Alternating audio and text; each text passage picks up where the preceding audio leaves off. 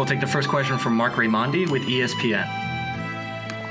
And how are you? Can you hear me? I can hear you. Yes, sir. I'm doing great. Amazing. Good to see you, man. Thank you for taking the time. Absolutely. You haven't been to a decision in 6 years, since 2014. Why is that so important to you to not leave it in the hands of the judges? I mean, we've seen people be very, very disappointed, after instances like that. So, I mean, I really want to, put the power in my hands, per se. I really want to, have a say in, how things are going to go. And, a fan of MMA, I've been a fan for a long time. I've watched a lot of fights, a lot of close decisions, a lot of decisions I didn't agree with. But it's really impossible to figure out, the rhyme or reason some of these decisions go certain ways. So, I can't figure that out. All I have figured out is if I knock them out, I win. And if, they finish me, then I didn't win. So that's pretty much what it is.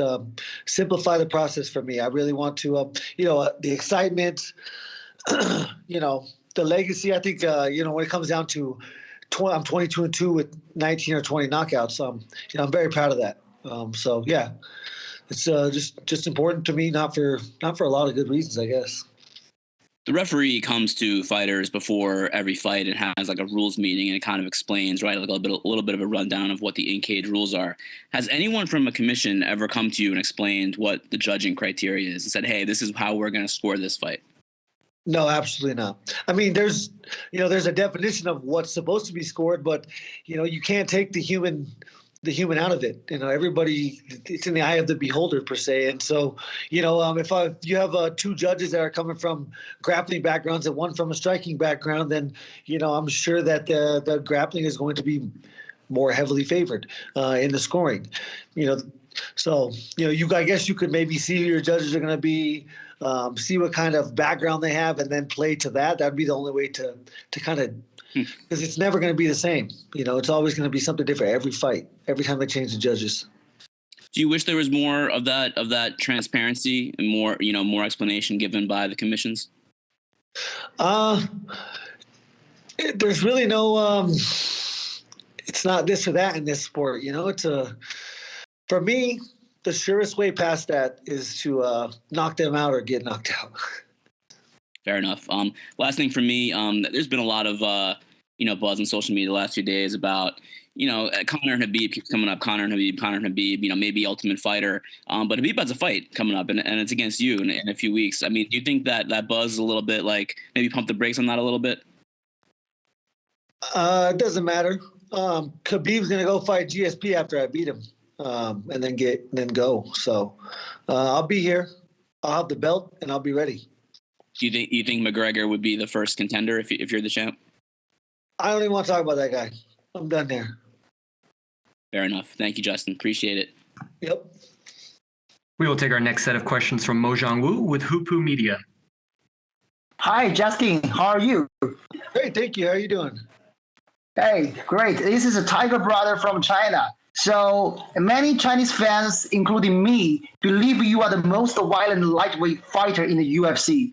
They love to see you stand in front of opponents and exchange heavy punches.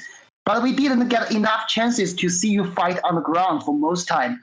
Would you bring out something different when you fight against Khabib this time? I've wrestled my whole life, and I wrestle a lot in there. Huge part of wrestling is not being able to let someone take you down and hold you down, and that was my main focus my whole life when I wrestled. I never had a great offense, but you could not take me down. You could not hold me down. So, I'm going to use that. It's very important to stay off the ground. I'm not trying to go in there and wrestle with Khabib. I don't think I could beat him in a wrestling now because I haven't focused on wrestling like that to win a wrestling match. I'm not there. But, I've constantly worked on my defense. That's never gone away. In fighting, it's detrimental to be on bottom, but when someone can beat you up and cause serious injury to you, then being taken down is not where you want to be and laying on your back. So I have to focus on not being on the fence, not getting taken down. And if I do get taken down, I got to make him work. Like his life depends on it. If he does take me down, then I need to make sure that I threaten him with something up the middle that at least is going to make him hesitate next time. And so that's what I'll be in there doing. Understandable. Wow, that's very cool. So we know you offer the $500 for anyone who can drop you during the body shot sparring to get more prepared for war on this fight. So you have created a reward system to let training partners push you harder, right? Yeah. I have no doubt. I have no doubt about your great determination and hard work you put for this fight. But how would you keep the balance between training properly and push yourself hard prior to the biggest fight of your career? I mean, Trevor Whitman is my coach, and he is at every single one of my workouts. I really trust him, to pull me back if I ever need to be pulled back, things like that. But I just really need people to come in here and really train hard. I can't have guys that are hesitating, because I'm going to have them if they're hesitating and they're scared. And I need people. You need to understand. If I can spar with anybody and not hurt you. I've done it a lot with normal people off the street, just for fun, and I will not hurt you. If you're at my level, you have control of everything. I can put my foot on your face and not kick you. So I need them to push me, but, I just have to keep working like I always have. I've always had people around me that, have protected me from myself. And right now, Trevor is that man. So, if it needs to happen, he'll do it. But, I have to be ready mentally. Okay. And it seems that you had a blast time when you met the leader in Nevada rally half months ago. So what kind of energy does that give to you? Do you remember that last time? I mean, it's when it comes to this fight, there's only like 4 or 5 things I can control. So that doesn't mean a thing. But after the fact, I'll love to. Trump is a huge fan of MMA. He's a huge, he's a reason, maybe not a huge reason, but he's a reason that the UFC is here. He opened his doors for us when we had no doors to walk through. So yeah, it was, and being the president of the United States, it doesn't matter. It could have been, Obama. It could have been Trump. It could be, if I meet the president of the United States, I'm from a very small town, a very small place, from hardworking people. We respect the president of the United States as our leader. And so it was really cool opportunity for me, for my family, for my town to get to have that experience. Yeah, I found a very interesting scene. Colby Covington put his hand over your shoulder when you guys were taking photos. So what kind of a relationship you guys have built up after that meeting? Yeah, it was crazy, man. I actually, the day after that, I was singing his praises because of, how professional he was and how, I guess, how he held himself. But then he went on to do a bunch of interviews. And I really,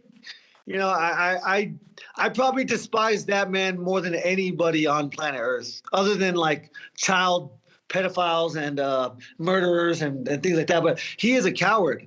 He is a fake person. He stands there and acts like this soft, soft-hearted dude, and then he gets behind a camera and is a total coward and a fake person. I've never met someone as fake as Colby Covington. And as a man, I would love to slap him right across the face. Wow, I see that. So can I ask you one last question? So could you predict the result of this fight and through which way?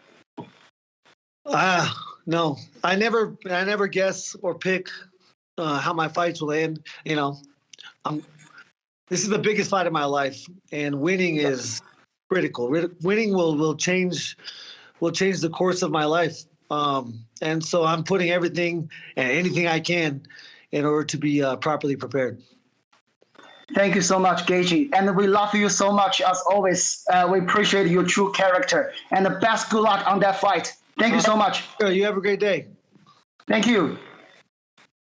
We will take the next set of questions from Dennis Gecko with RT. Hello, Justin. Can you hear me? Sir. Do you need to get aggressive towards someone you're fighting, or you just like to keep it professional?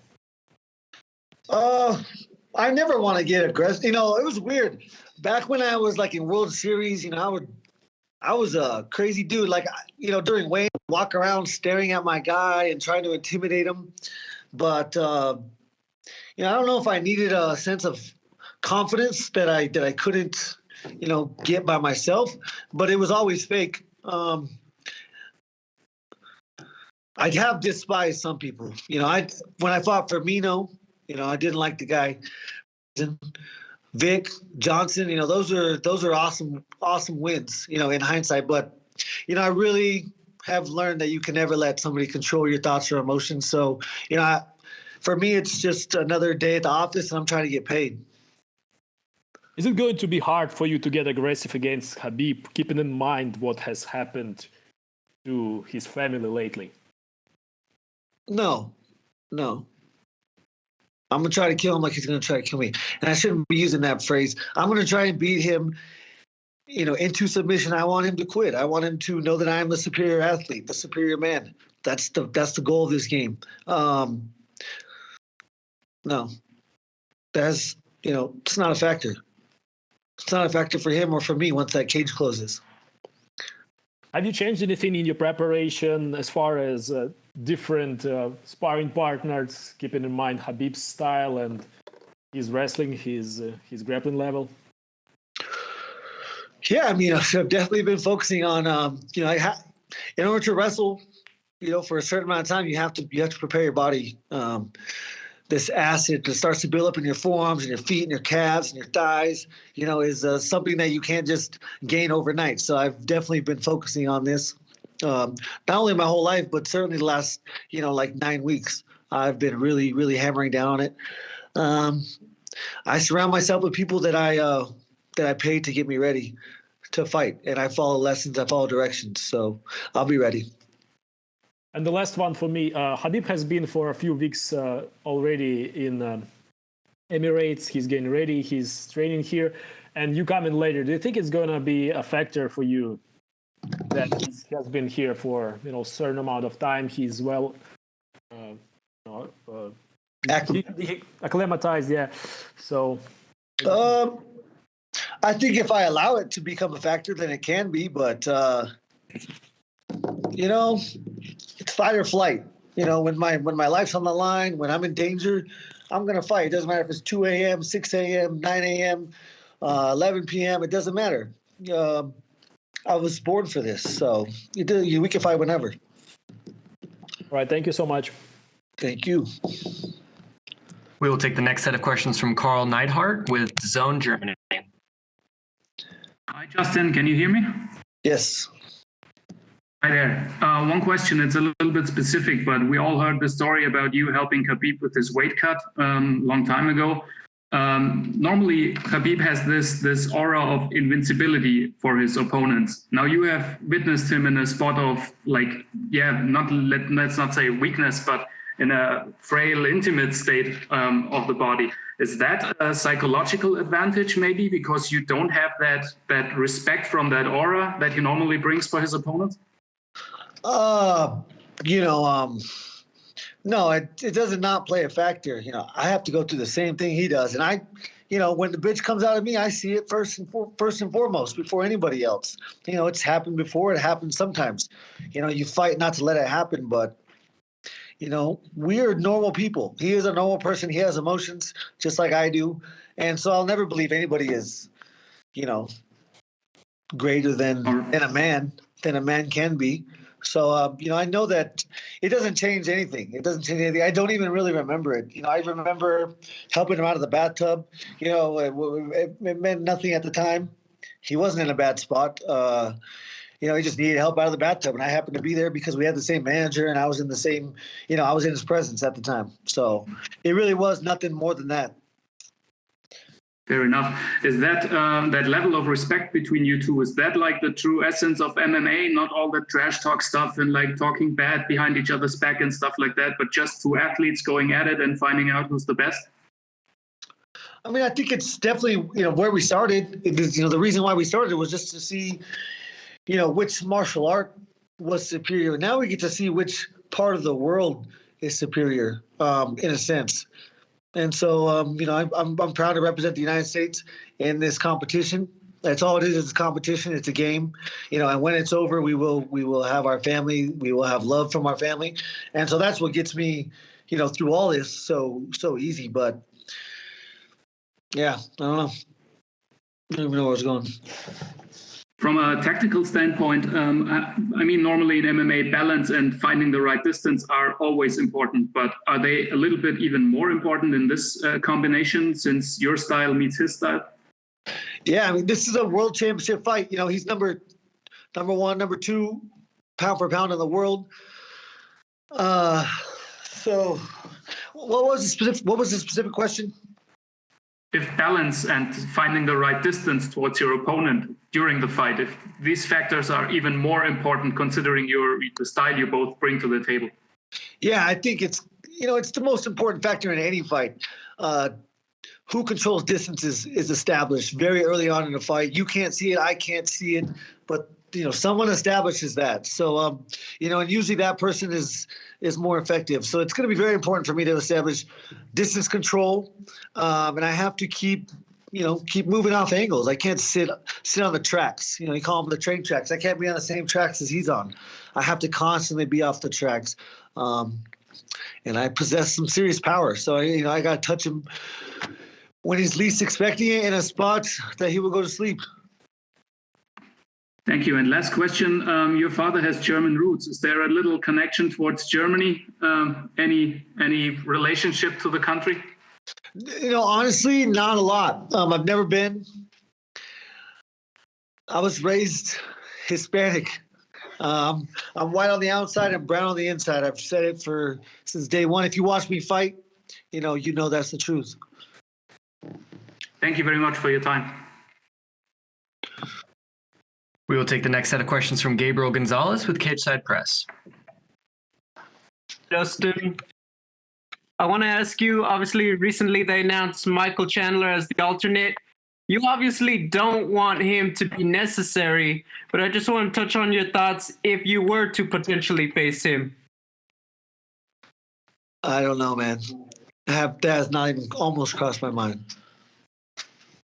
Is he somebody down the road, or is it only Khabib and you're not entertaining any other opponents? Once I have the belt, it's gonna be funny when I get this belt. They're gonna be like, who you want to fight next? And the reason I'm getting this belt is so I don't have to call people out. I want the target on my back.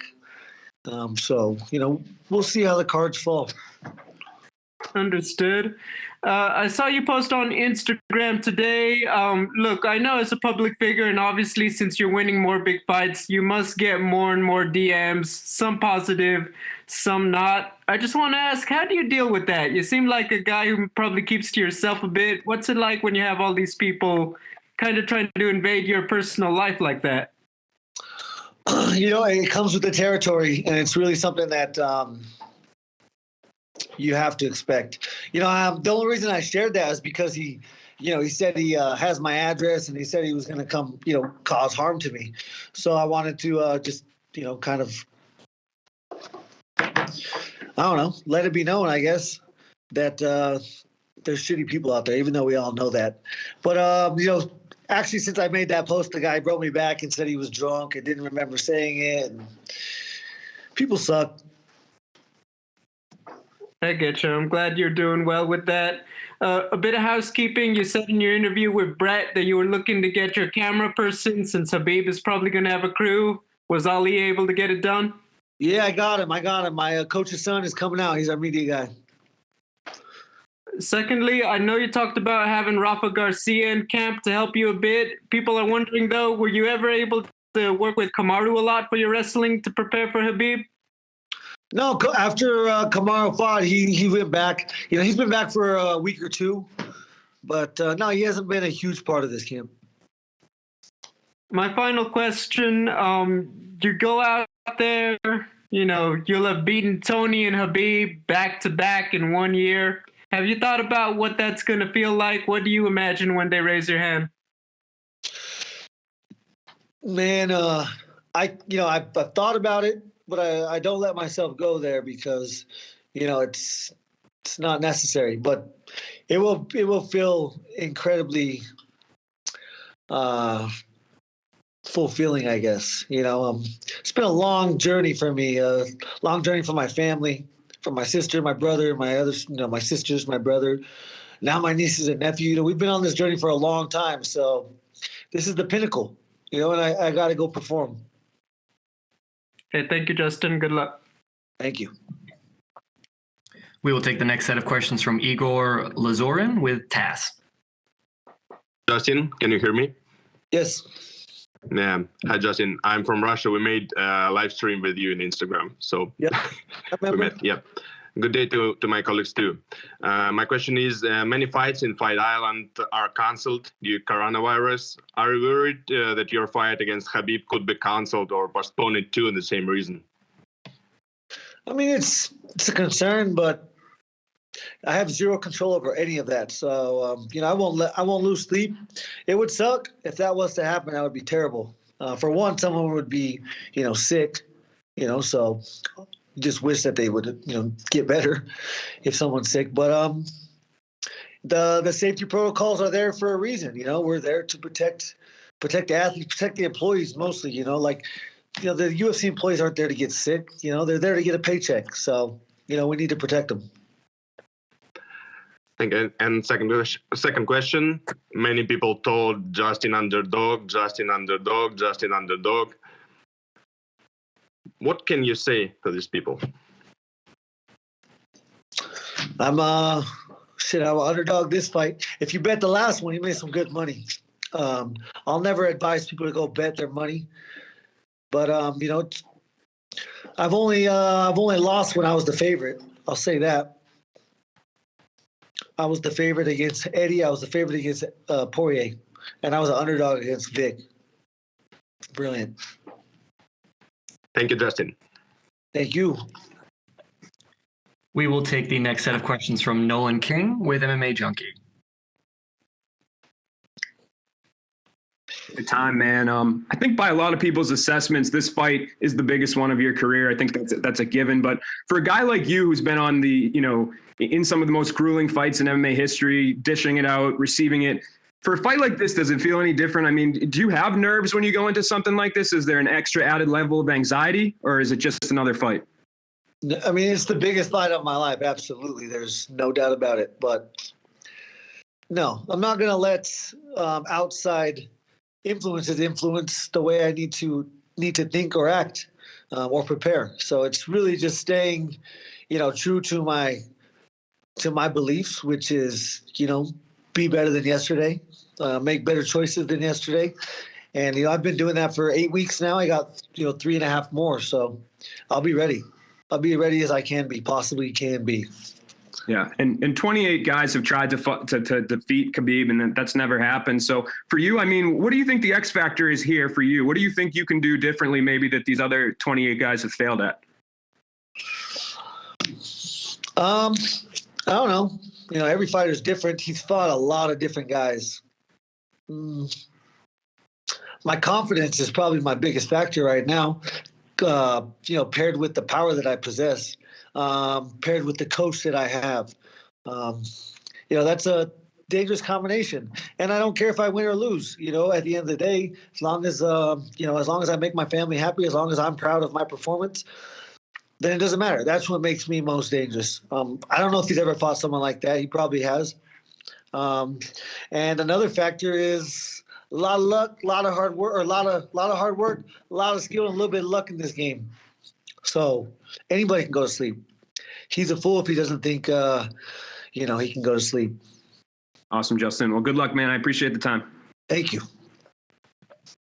We will take our next set of questions from Julian Kivich with Independent Media. Hi, Justin. This is Julian from Cape Town, South Africa. How are you doing, bro? I'm good, man. How are you? Good, thank you, man. I just wanted to know from you, obviously you guys had the same manager. Was there any point of time that Ali saw this fight coming along and had a discussion with you guys regarding things, how to go down the line and how you guys feel about it? You know, I don't talk to Ali about other athletes that he manages. I expect him to, when we're talking about business for me, that's all that matters. The way that this happened, I guess we probably weren't able to have that step. I wasn't supposed to fight Tony, but I did. And as soon as I beat him, this fight was, you can't take this away from me. So, Ali is here to make his athletes' dreams come true. In a sense, he has a little, he has some good control over that on, when it comes to negotiating, making money, getting fights. Even people that know me and Khabib, and they're like, man, I don't want to see this fight. I'm like, why, if we're both your friend, why wouldn't you be happy that these guys are fighting to be the best in the world, in what we chose to do? This is our choice. This is what we chose to make, our job. So for me, if this was my brother, it would be so magical and special that we both made it to the pinnacle of a sport to fight each other, to compete against each other. So if you're a competitor, that's how you look at it, and if you're, emotional, then, you don't, maybe. Cool. And then just, did you find it odd that he's come back so soon after the death of his father and seeing that his father played such a huge role in his life? Did you expect him to take a bit more time, or say, Justin, can we move this fight maybe to December or something like that? I don't know. I can't put myself in the shoes. If it was, no, I don't even couldn't even put myself in his shoes because I don't want to ever think about that. But if I was in his shoes, I would fight. If I was in his shoes, my dad would want me to fight. That's what we do. That's what my dad would do. Cool. And then just lastly, regarding the podcast with Joe Rogan, I know Tim has been trying to get the gloves also to be go mainstream. Also, has he got made any grounds with his designs? And obviously, there's big issues with the gloves in the UFC. Yeah, I mean we're constantly selling out of our gloves. We've sold probably last 2 weeks. We finally got to send out our initial one of our pre-orders, and we sent out like 480 pairs of gloves. We got shin guards and headgears coming very soon. And when that hits the market, I mean, it's going to change. It's just practicality of the equipment that's supposed to protect you, is there. The science is there. The innovation is there. Equipment hasn't changed. They put a pad and they want it to weigh a certain amount. You go look at 16-ounce gloves on the market, and you're rarely going to find a 16-ounce glove that weighs 16 ounces. They're going to weigh 15, 14, 13. So it's important. It's important that you're wearing 16 ounces to protect your opponents, or not opponents. You don't protect your opponents. You're training, and trying to stay healthy. And it's huge. But starting a small business, I'm sure anywhere in the world is not easy. There's so many steps you have to come across, so many mountains you have to climb, and we're doing it though. Trevor is an innovator, and he will change. He won't change, but he will play a huge role in changing the way we approach training. Yeah. On that point, all the best with the gloves and the equipment, and also I can't wait to see you make that speech to let your mom know that she has to retire by now. All the best, brother. Thank you, man. You have a great day. Same to you. Shot. We'll take our next set of questions from Tanuj Lakhina with Network 18. Jason, can you hear me?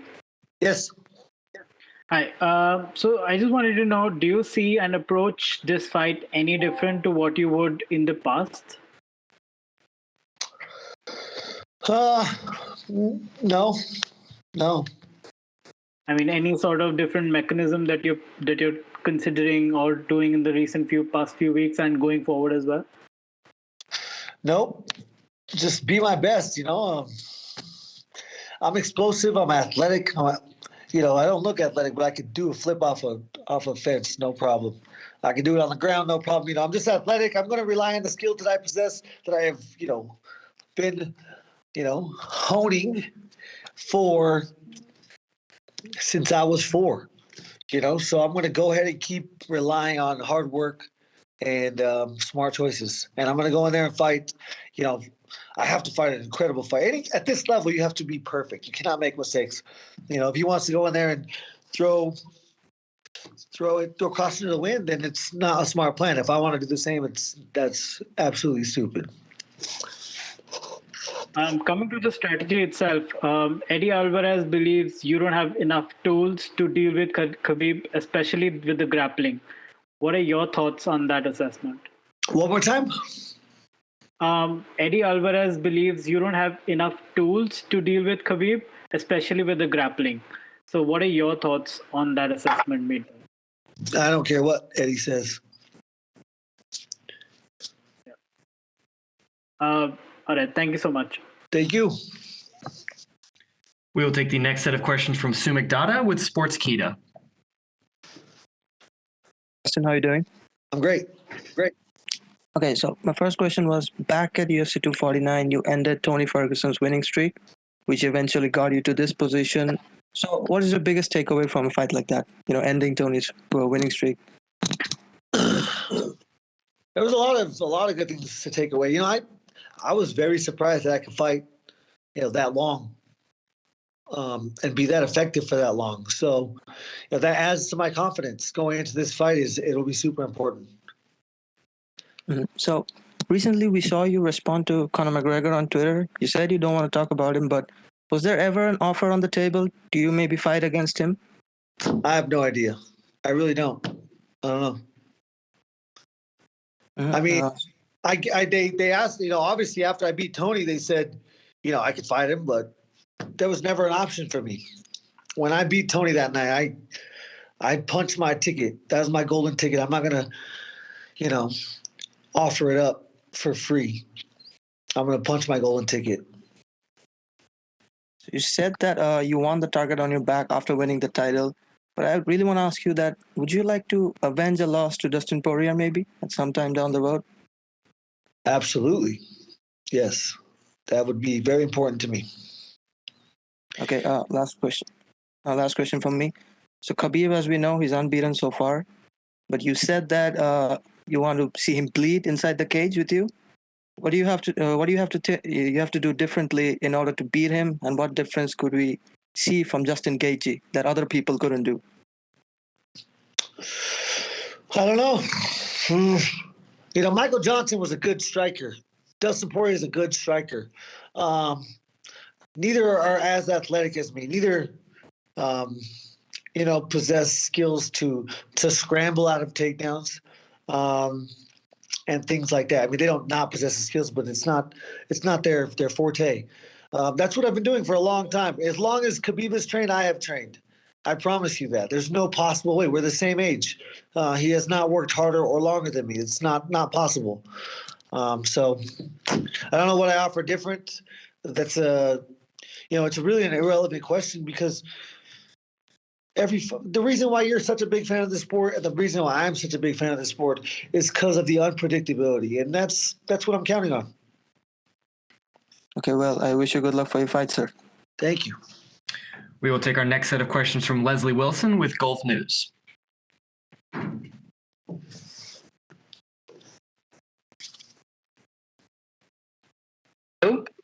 Hello? Hello, Justin. Hi. Can you hear me, Justin? Yes, sir. Hi, Justin. It's a case of so near and yet so far, because I'm a journalist living down in Dubai, and it's an absolute honor to see you face to face over here. But there's one problem. Coming on the back end of the interview line, many of the questions that I had in mind have already been asked by somebody else. So unfortunately, I'm going to have to go to plan B and ask you some questions that may sound ridiculous. Okay, here we go. Well, most of us are sipping our Java coffee in the morning and chomping on some scrambled eggs and hash browns.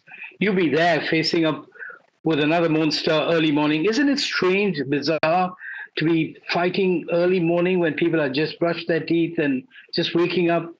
getting their senses going, Justin? It will be crazy. One thing that's a little bit different about this fight, I believe, I still haven't got an answer, but I don't believe we'll be fighting at the same time as the UFC cards have been happening. I think we'll be on European time, and I haven't figured out exactly what that means, but I believe I'll be fighting between 2 and 3 p.m. my time, local time where I'm at right now. Your body clock, yeah, cool. So I'll be good. Yeah. Justin, you've probably watched the Poirier-Khabib fight a couple of times. Were there any lessons that you learned from that? Dustin wasn't without his chances to break the invincibility of Khabib. Is there anything that you saw a glimmer of hope? I watched the fight the night that it happened, but I have not watched it since. I remember after the fight, I thought, Poirier really shit the bed when it comes to trying to stay off the fence, Khabib could be so good where it's just absolutely impossible to keep you keep yourself out of that position. And then I'll look like an asshole and a stupid ass. So, we're going to find out. I believe that I possess the skills to, for one, stay off the fence. If he wants to take me down, let's do it in the open, where proper technique is absolutely necessary. And that's my goal. Totally agree. So how do you think you're going to keep the fight in the middle, Justin? Well, I mean, Tony never got close to me. It's all about controlling distance. How I control distance is it's going to be changing levels. It's going to be moving up. I stated train tracks. I can't be on the train tracks with him. If there's a straight line here, I got to be somewhere off. If he's going to close the distance and try to take me out, I have to at least threaten damage. Whether I'm collarbone, I'm elbowing an elbow, I'm punching an elbow or a shoulder, whatever. As long as it's in this area, it's going to cause hesitation, and hesitation, eventually will be a killer. Yeah. I'm going to say something ridiculous. I mean, I've never been a big fan of Floyd Mayweather, 40-0, et cetera. And I feel there are a lot of comparisons with him and Khabib in the octagon as well. He's kind of an awkward fighter to me. Is that something you agree with, Justin? Yeah, I do. Yeah. He's so effective because, it's I agree, what he is, what you're going to see. It's impossible to replicate what you're going to see. He is perfect. We all, in wrestling, everyone has a certain move that they're great at, even though it's not technically sound. It's not even what you should be doing, but for some reason it works for this person. And that's how he is. He is very great. And he's going to be, it's going to be a chess match. I got to be very, methodical approach. Yeah. Hope you beat the Kasparov, Justin. What's that? I said, I hope you have the Kasparov. You said it's a chess match, so the great Kasparov made chess something else, yeah. As long as we ain't playing real chess, because I ain't good at that. Yeah, okay. Cheers, Rowan. Best of luck. Later, man. Thank you. Thank you. God bless. Thank you. We'll take our last set of questions from Mike Bond with USA Today. Justin, obviously none of us are pleased we're in a pandemic right now, but given how you performed against Tony with the no crowd, are you happy that this fight is going to be under those circumstances as well, especially given where it's taking place? I assume it would have been a very pro Khabib crowd. Yeah, shit, I want to go into those hostile territories. So this is a missed opportunity right now, actually. But, all of it's irrelevant, to be honest with you. The most important thing would be for my parents to be there. But outside that, nothing matters, man. Fair play. And last thing from me, given what Khabib has done, do you think this is going to be, if you win, the last time you run into him, or do you think 28-0, that's worthy of potentially an immediate rematch? There's a lot of factors that come into that. How you lose. If it's a really, really close fight and I somehow get a controversial decision, then I'm sure we would fight a rematch. If I can finish him early, I'm going to look for the next mountain to climb. If I, get finished early, he's going to keep fighting. I don't know. We'll see. how this fight goes is a huge factor. And I know it's a bit of a loaded question, but if I just asked you, when you think about it in your mind, what kind of a UFC champion do you want to be? What do you want your title reign to look like? What would you say to that? I don't know. I like to fight at least twice a year. That'd be cool. Sweet. Thanks, Justin. Best of luck. Thank you so much for the time, Justin. That is all we have for you, sir. You are good to go. All right. Awesome. Thank you, guys.